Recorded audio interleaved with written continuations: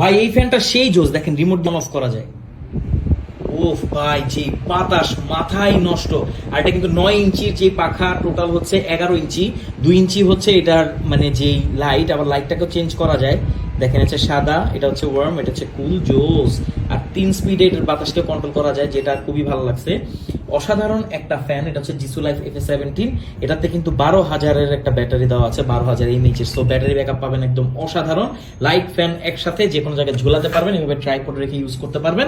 তো যারা রিচার্জেবল একটা ফ্যান নিতে চান, এটা নিতে পারেন। দেখেন উল্টাপাল্টা ফ্যান কিনে আপনার এক্সপিরিয়েন্স খারাপ করবেন না, কারণ লোকালি অনেক ফ্যান পাওয়া যায় যেগুলো অনেক বড়, বাট ওগুলো ব্যাটারি ব্যাকআপ তেমন একটা ভালো হয় না। বাট এই ফ্যানগুলো কিন্তু খুবই অসাধারণ, মিডিয়াম রেঞ্জে এই ফ্যানগুলো অনেক ভালো ব্যাটারি ব্যাকআপ দেয়। এই ফ্যানটা ফুল স্পিডে আপনাকে 6 থেকে 7 ঘন্টা বা 5 ঘন্টা সর্বনিম্ন আপনি ব্যাকআপ পেতে পাবেন, যেটা একদম রিয়েলিস্টিক।